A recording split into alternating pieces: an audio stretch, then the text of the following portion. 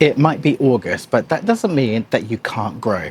I'm going to show you what to sow in August in containers.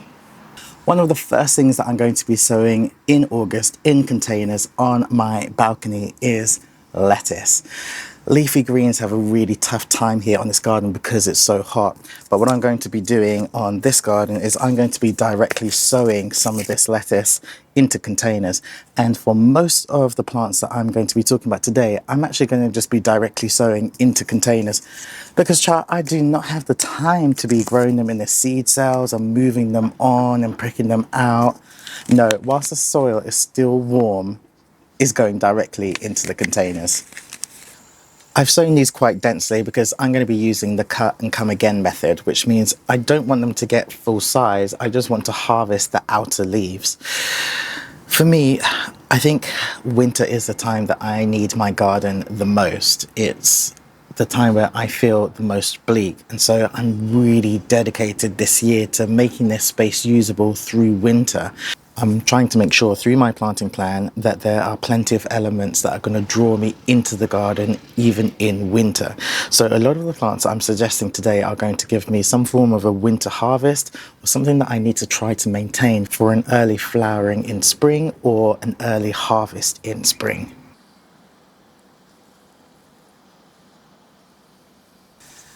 My window boxes are probably the weakest part of this garden this year, but it doesn't matter because I've got a plan. The goal is to turn these into edible containers over winter. So instead of having floral elements, what I'm going to do is I'm going to be growing food in all three of the window boxes. And the first thing that I'm going to be growing in those window boxes is spinach. And what makes spinach so great is they absolutely love a frost, and they actually taste better after that frost. And so that's the main reason why these are going to go into the window boxes, because they are above the glass, which means they really do get that frost. For plants below this glass, I'm able to harvest things like my tomatoes and peppers even into December because this glass acts as a cold frame and keeps them nice and safe from the frost. But of course, anything above that glass is not the same. So spinach is the first thing that will be going into these window boxes. Something else that I'm going to be growing in these window boxes are mixed oriental leaves. So in this seed packet, they have mustard, pak choy, Chinese cabbage, mizuna. These are all things that I'm probably going to try to keep quite small, but I'm also going to be planting in some bedding into these containers as well. So I think what I'll probably do is grow things like pansies and violas, because of course they're also edible. You can eat the flowers. And so I'm going to put some of those into some of these containers. In some of my lower containers, I'm going to be growing some radishes. I've got two different varieties here. I've got a round radish and I've also got a long radish. And I'm going to just pop these into some of my containers. And of course, the best thing with radish is that you can get a really quick turnaround on these. Don't forget, you can eat the leaves, but you can also harvest the root veg in around about 30 to 40 days. It just obviously depends on how much sunlight your garden gets. Now, just down here on the garden, I do have some chard and it is looking fantastic. I did have a lot more of it, but it just evaporated in this heat. So I'm going to get some new crops sown in August and intersperse them throughout the garden because, of course, once again, they are something else that really enjoys a bit of cold weather. And of course, if you use the right variety, you can also then inject a little bit of color because the garden is not going to be looking like this in December. The next thing I'm going to be sowing on this garden are carrots. Now I've got a couple of different varieties of carrots here. They both should really have been sown in July, but with all of this glorious sun, I think I might just be able to get away with it. Now, I've got these containers here. They are my makeshift raised bed containers. And what makes these containers really special is the fact that not only is there a compost mix in there, but there's also a sandy, gritty mixture in. So this is absolutely perfect to get perfectly formed carrots. If you're just using regular compost, sometimes it can be a bit lumpy, which then causes splits in the roots. So by having a really soft sandy mixture, it should help you get you those picture perfect carrots. You'll also see in here that I've got beetroot as well. Now, I probably would have tried to sow a bit of beetroot, but because I've already got the beetroot sown in here, I'm going to just leave the beetroot. But you can give that a sow now.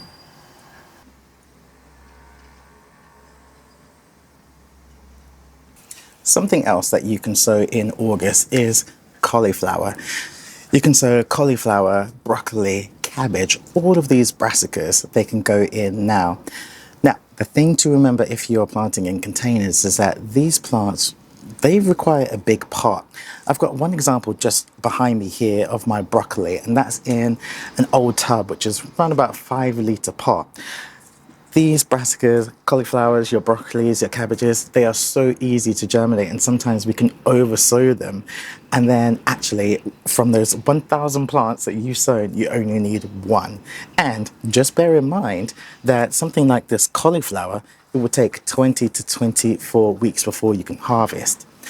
Now, the other thing to remember is I have a south-facing garden, which means I get sun from around about 3 o'clock all the way through until sunset.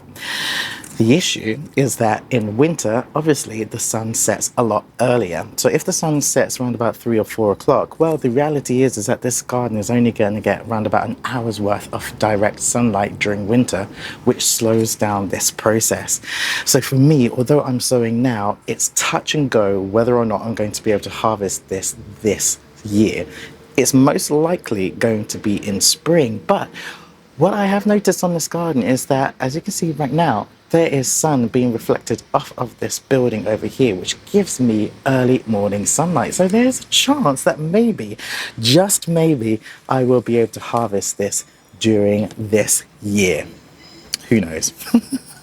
Now, the interesting thing with the broccoli down there is that most people just grow that broccoli, and then once they've taken that first harvest, they then discard that plant. But actually, broccoli is perennial. And as you can see, although I've harvested this plant, it is continuing to make more and more new shoots. Something else that you could be sowing in August are potatoes. And you should be able to get a crop for Christmas.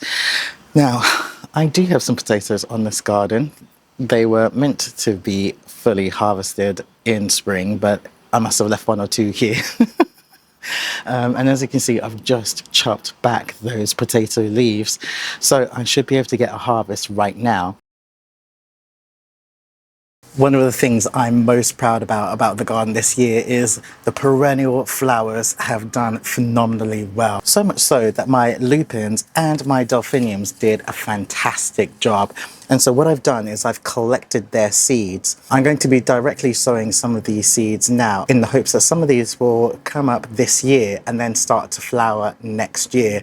I'm going to trial this. So I'm going to directly sow some of these in place now, but I'm also going to get these sown indoors and just see which come up first. As you can see, my sweet peas have come to an end, but actually I'm going to follow the exact same method I did last year. So I directly sowed all of these sweet peas from the year before using these seed pods, and they were slow to grow, but actually they came up and flowered beautifully all the way through spring. And look, I've got so many seed pods that I may as well have my own shop. You can also directly sow some wild poppies. Now, I do have some poppies on this garden already, and they have actually already flowered. I've deadheaded them. Now they're not doing anything. We'll see if they come back, but in the meantime, I will give some of these a go. Now, just behind me, you can see Foxy Cleopatra, the foxglove. She was doing a fantastic job, but unfortunately she got riddled with aphids. She is now full of seeds, and what I'm going to do is I'm going to directly sow some of those seeds into some of the containers. But actually, if you just take a look down below at her base, you'll see that actually she's made lots of pups. So what I'm going to do is I'm going to chop back her stalk, and then I'm going to lift some of these pups and I'm going to directly place some of these pups into containers. Now, I think that these are going to fare better than the seedlings, but These are carbon copies, so I know that I'm going to get an absolutely perfect plant, just like Foxy Cleopatra. I know that the plant is going to be able to survive up here, which means that I know I'm going to have a bit of success. So hopefully, touch wood, these guys will flower next year. They're not supposed to. Foxgloves are biennial, so I'm pushing it. But either way, I really like the foliage of the plant anyway, and it adds a really bit of green, luscious leaves into some of these containers. So that is a definite go in my book. If you'd like to see a video of how I take care of Foxy Cleopatra, lift up that foxglove and divide it, let me know in the comments below and I'll do a video on that. And then another flower that you can directly sow right now are wild cornflowers. Now, I absolutely love cornflowers. I did directly sow some of them earlier this year, but none of them came up because they were eaten by slugs. So I'm going to give it another go now and see if I can sow some now so that I get some early flowering plants next spring. Fruit and veg is beginning to ripen all over the garden, and it just shows that even if you've got a small space, you really can maximize. Make sure that you're following, because over the next couple of weeks I'm going to be showing you how to prepare your garden for autumn and winter. I know that this garden is going to really rescue me over the darker months, so I hope that this video helps to inspire you to get growing. So there you go. Just because it's August and autumn is slowly creeping up on us, it doesn't mean that you cannot grow in your small space container garden. Let me know what you're growing down below. Hopefully I will see you all again very, very soon. Bye.